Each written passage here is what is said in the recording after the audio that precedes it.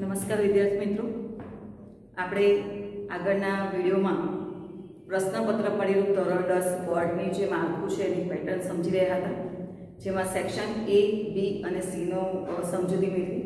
હવે આપણે આજે સેક્શન D અને સેક્શન E આ બેની સમજૂતી મેળવીશું અને એ પ્રમાણે આપણે તૈયારી કરીશું. તો અહીં જોઈએ, સેક્શન D જે છે એ વ્યાકરણ વિભાગ છે. વ્યાકરણમાં પ્રશ્ન નંબર 25 થી 40 એવા એક માર્ક્સના પ્રશ્નો હોય છે. એટલે દરેક પ્રશ્નોને આપણે સમજી અને પ્રોપર લખવાના છે. મારી દ્રષ્ટિએ કહીએ તો વ્યાકરણ વિભાગ એટલે રોકડિયા માર્ક્સ જેવો વિભાગ કહેવાય છે કે જો તમને ઓપ્શનમાં મળી ગયો પૂરા 1 માર્ક્સ ક્યાંય કપાય નહીં. અનુવાદમાં તો ક્યાંક જોડણી ભૂલના માર્ક્સ કપાય, અનુવાદની એકાદ લાઈન તમે ભૂલી ગયા તો કદાચ માર્ક્સ કપાય, પણ અહીં એવી કોઈ શક્યતા છે નહીં. અને પોઈન્ટ પણ બધા સરસ છે. વ્યાકરણના બધા જ પોઈન્ટનો આપણે અભ્યાસ કર્યો છે. તો ક્રમશઃ એને સમજી પ્રશ્નપત્રમાં કેવી રીતે પૂછાશે એ પણ આપણે સમજી લઈશું. ક્વેશ્ચન નંબર 25 છે, એ છે સમાનાર્થકમ શબ્દ. તમને અહીં વિભાગ ડીમાં સૂચના આપેલી હશે કે સૂચનાનું સારંગ પૂરું દ અને પછી ક્રમ ચાલુ થશે કે સૂચના પ્રમાણે લખો. તો સમાનાર્થકમ શબ્દ લેખક, તો ડાયરેક્ટ એક શબ્દ આપીને એનો સમાનાર્થી તમારે જાતે લખવાનો નથી, પણ એના 3 ઓપ્શન આપેલા હશે. લાઈક આપણે 7th લેશનમાં શીખી ગયા કે સમર, સમરેશુ ભીમ, આપત્સુ રામ શબ્દમાં સમર શબ્દ આવ્યો. તો સમર શબ્દનો સમાનાર્થી શું થાય? તો સમર શબ્દ સૂચના આવી દેશે, સમર શબ્દ છે સમાનાર્થક શબ્દ લેખક. તો એનો ઓપ્શન નીચે આપેલો હશે આ રીતે: ગ્રીષ્મ, યુદ્ધ અને વૃદ્ધ. બરાબર છે? આ 3 શબ્દો આપ્યા છે. તો તમારે સમર એટલે યુદ્ધ, તો સમર લખી અને એની સામે સાચો જવાબ લખો એટલે પૂરા 1 માર્ક્સ મળી જાય. તો આ રીતનું આપણું માળખું છે. એવી રીતે ક્વેશ્ચન નંબર 26 છે વિરુદ્ધાર્થકમ શબ્દ. તો એમાં પણ પહેલા શબ્દ આપી દીધો હશે અને પછી લખેલું હશે કે શબ્દ છે વિરુદ્ધાર્થક શબ્દ કહો. જેમ કે આપણે કોઈ એક શબ્દ લઈ લઈએ વિરુદ્ધાર્થકમાં, રુષ્ટ. બરાબર? તો એનો વિરોધી શું થશે? તો અહીંયા આપેલું હશે પ્રસન્ન, ખિન્ન, કુપ્ય, કોઈ પણ. તો રુષ્ટ એટલે રિસાવું અને તુષ્ટ પણ આપી શકે. આપણે લેશનમાંથી છે તો તુષ્ટ પણ આપી શકે. તો અહીંયા પ્રસન્ન પણ એનો આન્સર છે. તો એના માટે આપણે લેશન ખાસ વાંચવા પડે. એટલે કે આ જે બધા પ્રશ્નો છે એમાં તમને નીચે ઓપ્શન આપેલા હશે. અત્યારે જે નવી પ્રશ્નપત્રની જે પદ્ધતિ આવી છે એમાં આ રીતે આપ્યા છે. આપણે ગત વર્ષોના જે પ્રશ્નપત્ર જોઈશું તો એમાં MCQ હતા 50 MCQ, જેમાં ABCD એવું આપ્યું હતું, જ્યારે અહીં ફક્ત 3 ઓપ્શન કોઈ પણ જાતની ABCD વગર આપવામાં આવેલા હોય છે અને એમાંથી સાચો જવાબ શોધીને તમારે લખવાનો રહે છે. એવી જ રીતે વર્તમાન કાળ, તો ત્યાં તમને આપી દીધું હશે કે અધોદત્તેભ્ય વર્તમાન કાલસ્ય અન્ય પુરુષ એકવચન રૂપમ કિમ. તો તમને ત્યાં વર્તમાન કાળના પ્રત્યય આવડતા હોવા જોઈએ. અન્ય પુરુષ એકવચન માંગ્યું છે તો એવી રીતે રૂપ આપી શક્યા હોય અહીં કે વદામી, વદસી અને વદતી. આ રીતે 3 ઓપ્શન આપ્યા હોય તો આપણે જોઈએ કે વર્તમાન કાળમાં મી, વહ, મહ, સી, થહ, થહ, તી, તહ, અંતિ. તો અન્ય પુરુષ એકવચનમાં કયો પ્રત્યય આવશે? તી. એટલે તમે વદતી લખ્યું તો પૂરો 1 માર્ક્સ મળી જાય છે. સેમ વસ્તુ છે સામાન્ય ભવિષ્યકાળ, આજ્ઞાળ, વિદ્ય. આ 4 જે પ્રશ્નો છે 27 થી 30 પ્રશ્નો, એ બધામાં જ તમને પુરુષ અને વચન આપી દીધેલા હશે. તો ત્યાં તમારા માર્ક્સ તમે કેવી રીતે કવર કરશો? તો 5 કાળના પ્રત્યયો તમારે તૈયાર કરવાના રહેશે. એની પણ મેં તમને યાદ રાખવાની રીત સમજાવેલી છે કે ભલે 5 કાળ થયા પણ આપણે 3 કાળ યાદ રાખીએ તો 5 કાળ તૈયાર થઈ શકે. એ મારા કાળવાળા વિડીયોમાં આપેલા છે, તમે જોઈ શકો છો. ત્યાર પછી છે સ્મ પ્રયોગ. તો મિત્રો યાદ રાખવાનું, સ્મ પ્રયોગમાં ફક્ત 2 જ કાળ હોય છે, ભૂતકાળ અને વર્તમાન કાળ. તો સ્મ પ્રયોગનો આપણે અભ્યાસ કરેલો છે. કોઈ વાક્ય આપ્યું હોય એમાં ફક્ત ક્રિયાપદ જ જોવાનું હોય. લાઈક અપથતઃ બાલકઃ, અપથતઃ. આવી રીતે વાક્ય આપેલું હશે, અંડરલાઈન કરેલું હોય કે ન કરેલું હોય, પણ જ્યારે સ્મ પ્રયોગ પૂછાય ત્યારે યાદ રાખવાનું કે ફક્ત ક્રિયાપદ જ જોવાનું છે, આગળ વાક્ય ભલે ગમે એવું હોય અને એ ભૂતકાળનું છે એટલે એને સ્વપ્રયોગમાં કરવા માટે અ કાઢી નાખો. અપથત એટલે ત કયો પુરુષ કયું વચન છે તો કે અમ વ મ સહ તમ ત તામ અન. તો અન્ય પુરુષ એક વચન. તો અન્ય પુરુષ એક વચનનો પ્રત્યય આપણે શેનો લેવાનો છે? વર્તમાન કાળનો લેવાનો છે. તો મી વહ મહ સી થ થ તી તહ અંતિ. તો અહીં શું લખીશું આપણે?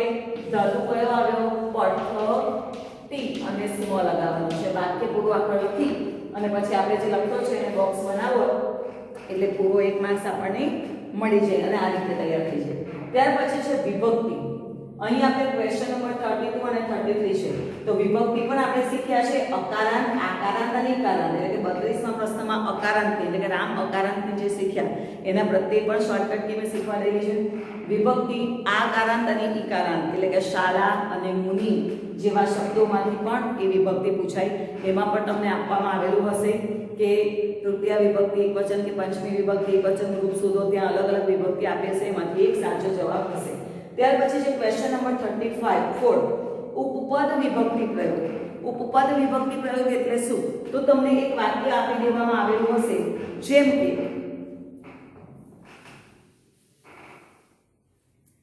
કે આપણે જોયું લેશન નંબર સેકન્ડ લેશનમાં અનાગત વિધાતામાં કે અનાગત વિધાતા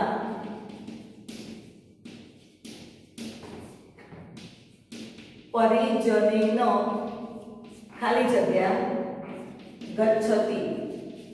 બરાબર? તો નીચે ઓપ્શન આપશે સહ, પ્રતિ અને કૃતિ.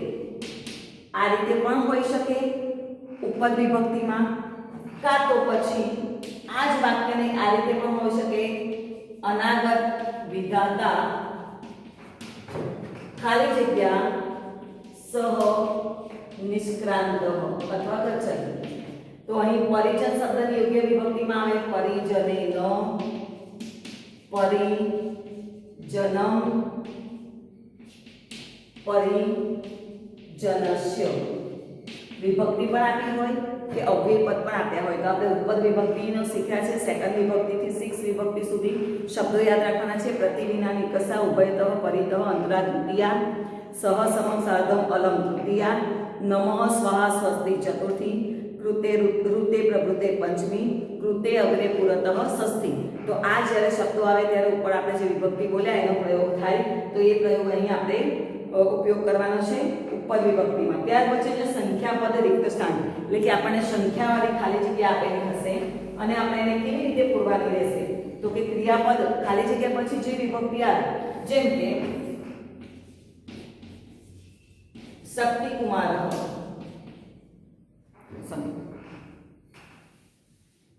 કૂપે ખાલી જગ્યા કન્યા તિષ્ઠતિ. બરાબર? કુવા ઉપર એક ખાલી જગ્યા કન્યા જુએ છે. તો અહીં કન્યા આકારાંત છે. તો તમને નીચે આપેલું હશે એકા, એકમ, એકેનમ. બરાબર? તો કન્યા આકારાંત છે તો જવાબ શું આવશે? એકા. બીજું એક એક્ઝામ્પલ જોઈએ આપણે. અહમ ખાલી જગ્યા કક્ષાયામ પઠામી. હું કયા ધોરણમાં ભણું છું? ખાલી જગ્યા કક્ષાયામ. 10 ની સંખ્યા આપેલી છે. દસેન, દશમ્યામ, દશેષુ. આવી રીતે સંખ્યાવાળી ખાલી જગ્યા આપી હોય તો કેવી રીતે આપણે બોલી શકીએ? તો કક્ષાયામ પ્રત્યય છે એટલે ષષ્ઠી વિભક્તિ બહુવચન છે તો અહીં દશમ્યામ જ આવશે. ખૂબ સરળ છે. તો આ રીતે આપણે સંખ્યાવાળી ખાલી જગ્યા પણ કમ્પ્લીટ એક માર્ક્સ લઈ શકીએ. નીચે ઓપ્શન આપેલો છે. ખાલી જગ્યા પછી જે વિભક્તિ આવતી હોય એ એક સિમ્પલ તરીકાથી યાદ રાખી શકાય છે આપણે. ત્યાર પછી જોઈએ કૃદંત. કૃદંત આપણે શીખી ગયા છે. એમાં પણ સેમ વસ્તુ આવશે. પૂરું એક વાક્ય આપેલું હશે, અંડરલાઈન કરેલો શબ્દ હશે.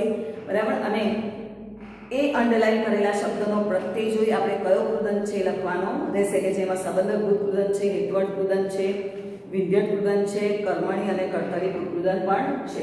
ત્યાર પછી છે સંધિ વિચ્છેદ અને સંધિ ગુરુક એટલે સંધિ જોડો અને સંધિ છોડો. જેમ કે દેશો અયમ શબ્દ આપી દીધો હોય આપણે દેશો અયમ. બરાબર. અહીં આપણે સંધિ વિચ્છેદ કરવાની છે અને તતઃ પ્લસ તે આમાં સંધિ જોડવાની છે. તો આપણે આ નિયમ સમજ્યા છે. અવગ્રહ છે એટલે આગળનો ઓ નો વિસર્ગ થઈ જશે દેશઃ પ્લસ અયમ અને સંધિ જોડવાની છે પ્લસ પછી ત છે એટલે વિસર્ગને જોડાશે સ થી તતસ્તે. તો આ રીતે આપણે લખીએ તો પૂરા માર્ક્સ મળી શકે.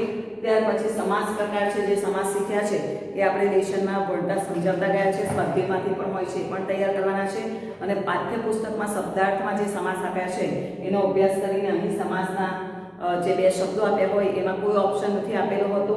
અહીં પણ કોઈ ઓપ્શન નથી, કૃદંતમાં પણ કોઈ ઓપ્શન નથી. સંખ્યાપદ સુધીમાં ઓપ્શન તમને મળશે પણ 36મા પ્રશ્નથી 40મા પ્રશ્નમાં નીચે કોઈ ઓપ્શન આપેલો હોતો નથી. એમાં તમારે જાતે જવાબ લખવાના હોય છે. તો આમ આપણે 16 માર્ક્સનો વ્યાકરણ વિભાગ કમ્પ્લીટ કર્યું. હવે જોઈએ વિભાગ ઈ કે જે ગદ્ય વિભાગ, પદ્ય વિભાગ, નાટ્યાંશ બધું જ મિક્સ છે. તો ક્વેશ્ચન નંબર 41 જોઈએ આપણે તો કથાનક ક્રમાનુસારમ લિખત, એટલે કે તમને 4 વાક્યો આપેલા છે. 4 માર્ક્સ છે એનું ધ્યાન રાખજો. A B C અને D. આમ કોઈ પણ લેશન અહીં કોઈ જ મોસ્ટ આઈએમપી છે નહીં. પ્રશ્નપત્ર સેટ કરનાર પોતાની રીતે પણ એટલું કહી શકું કે આ જે કથાનક ક્રમાનુસાર છે એમાં ગદ્ય વિભાગના જે આપણા 8 લેશન હતા, બરાબર, 2 5 6 9 11 12 15 અને 17, તો એમાંથી જ આ કથાનક ક્રમાનુસાર પૂછાય છે. ઘટનાક્રમ સ્ટોરી પ્રમાણે સિક્વન્સ આડાઅવળા મૂક્યા હોય છે અને આપણે એને કથાનકના ક્રમમાં પ્રોપર લખવાનું હોય છે, જેના 4 માર્ક્સ છે. તો તમે વિભાગ એ માં જો સેક્શન એ લાઇનસર ક્રમશઃ વાંચ્યો હોય, આખો લેશન વાંચી અને એનું અનુવાદ પ્રોપર તૈયાર કર્યું હોય તો અહીં આ પ્રશ્નમાં કોઈ ચિંતા કરવા જેવું રહેતું નથી. ત્યાર પછી છે ગદ્ય સમીક્ષા, કે સેક્શન એ માં પ્રશ્ન નંબર 7 હતો કે જે પઠિત ગદ્ય સમીક્ષા હતી. મિત્રો જો પાસ થવું કેટલું સહેલું છે આમાં, કે સેક્શન એમાં ક્વેશ્ચન નંબર 7 હતો પઠિત, એટલે કે જે આપણો સિલેબસ હતો એમાં જે કોઈ લેશન હતો એક પેરેગ્રાફ આપેલો હોય અને એમાંથી પ્રશ્નો લખવાના છે 4 માર્ક્સ. એવી રીતે અહીં ગદ્ય સમીક્ષા છે અપઠિત, એટલે પાઠ્યપુસ્તક બહારનો કોઈ પેરેગ્રાફ આપેલો હશે અને એમાં નીચે પ્રશ્નો આપેલા હશે, એમાંથી જોઈને આપણે લખવાનો રહેશે, જેના પણ 4 માર્ક્સ છે. તો એ પણ સરળતાથી આપણે લખી શકીએ છીએ. ત્યાર પછી ક્વેશ્ચન નંબર 43 અને 44 છે. એમાં કર્તા અને કૃતિ મેલનમ કૃત, એટલે કે એક બાજુ અ અને બ વિભાગ છે, જોડકા જોડવાના છે. એક સાઈડે કૃતિનું નામ હશે અને બીજી બાજુ કર્તા હશે. તો એ કયા કૃતિ અને કર્તા છે, તો આપણે જ્યારે નોંધ લખીએ છીએ કોઈ પણ લેશનની, તો એ તુકનોંધ પહેલા જો આપણે કર્તા કૃતિનું કથાનકને લખતા ગયા હોય તો આ પ્રશ્ન પણ આપણો જોડે તૈયાર થઈ જાય છે. તો આપણે કર્તા કૃતિનું સમજી લઈએ. ધારો કે A અને B આપ્યું છે, અહીં આપ્યું દૂધ ગતોજ કચ્છ અને અહીં આપ્યું છે ગુણવતી કન્યા. અહીં ઓપ્શન B માં છે વ્યાસ, ભાસ અને દંડી. એક ઓપ્શન વધારાનો હશે તો આપણે દૂધ ગતોજ કચ્છ કોણ છે તો કે ભાસ અને ગુણવતી કન્યા તો કે દંડી. તો એ રીતે આપણે 2 માર્ક્સ લઈ શકીએ છીએ. ત્યાર પછી છે ક્વેશ્ચન નંબર 45. આ પણ આપણે શીખી ગયા છે અનુસ્વારના નિયમ, જે 3 માર્ક્સનો છે. ખાસ ધ્યાન રાખો, આ 3 માર્ક્સ પણ આપણને રોકડિયા માર્ક્સ મળે એવો છે. અનુસ્વારના રેખાંકિત પદાની સુધારી કૃત્વા ગદ્યખંડ પુનઃ લેખન, આ ખાસ સમજવાનું છે. કેટલાક વિદ્યાર્થીઓ ફક્ત અંડરલાઈન કરેલા શબ્દને સુધારીને શબ્દ 3 લખી કાઢ્યો છે, તો એ પૂરા માર્ક્સ મળે નહીં, કારણ કે આપણે ફરીથી ગદ્યખંડ લખવાનો છે શબ્દ સુધારીને, જેનો 1 માર્ક્સ છે. 3 માર્ક્સ કુલ છે એટલે તમને 3 શબ્દો આપેલા હશે જેમાં અનુસ્વારના નિયમ કામ કરે છે. તો આપણે કયા અનુસ્વારના નિયમ શીખ્યા હતા કે શબ્દની શરૂઆતમાં જ્યારે અનુસ્વાર આવે તો કયા વર્ણનો અનુનાસિક લખાય અને શબ્દના છેલ્લે જ્યારે અનુસ્વાર આવે તો મ હલંત વાળો લખાય કે અનુસ્વાર લે. તો એ માટે મેં સમજાવ્યું કે એક પ્રશ્નનો જવાબ તો આપણે પ્રશ્નપત્રમાંથી મળી રહેશે. તો આ રેખાંકિત શબ્દ સુધારવાનો 3 માર્ક્સનો પ્રશ્ન છે. અને ત્યાર પછી છેલ્લો પ્રશ્ન છે ક્વેશ્ચન નંબર 46, અર્થ વિસ્તાર પૂરતો, એટલે કે શ્લોક આપેલા છે એના અર્થ વિસ્તાર કરવાના છે.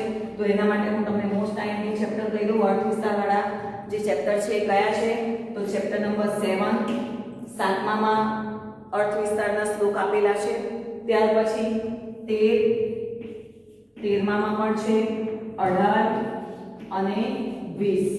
તો આ જે 4 પ્રકરણ છે એના સ્વાધ્યાયમાં આ પ્રશ્ન આપણે સ્વાધ્યાયમાંથી જ તૈયાર કરવાનો છે. સ્વાધ્યાયમાં જે અર્થ વિસ્તારના પ્રશ્નો છે એટલે કે શ્લોક આપેલા છે એ જ તૈયાર કરવાના છે. 46 માં આપણને 46 ઓપ્શન મળે છે એટલે ખાસ યાદ રાખજો કયો ઓપ્શન છે એટલે 4 જ છે ચેપ્ટર અને એમાં પણ 7મામાં 2 છે, 13મામાં 3 છે, 18મામાં 2 છે અને 20મામાં 3 છે એટલે કે કુલ 10 એક જેવા શ્લોક અર્થ વિસ્તારના તૈયાર કરવાના થાય અને એકદમ સરળ છે.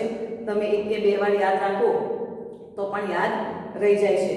તો મિત્રો આ પ્રમાણે જો આપણે થોડુંક પ્લાનિંગ સાથે રીડિંગ કરીએ ને તો આપણે 100 માંથી 100 પણ મેળવી શકીએ છીએ અને ફેલ થવાની તો કોઈ શક્યતા જ નથી. તમે જો ધ્યાનથી આનો અભ્યાસ કર્યો હોય તો સ્માર્ટ વર્ક ઓછી મહેનતી તમે શરૂઆતથી જ થોડું પ્રિપેરેશન કરતા જાઓ. જેમ જેમ લેશન ચાલે એ પ્રમાણે આ પ્રશ્નપત્રના પરિરૂપ પ્રમાણે એનું એક પ્લાનિંગ કરતા જશો તો બોર્ડની એક્ઝામ ટાઈમે પણ તમને બિલકુલ ટેન્શન રહેશે નહીં. તમારી તૈયારી પૂર્ણ થઈ ગયેલી હશે. અસ્તુ.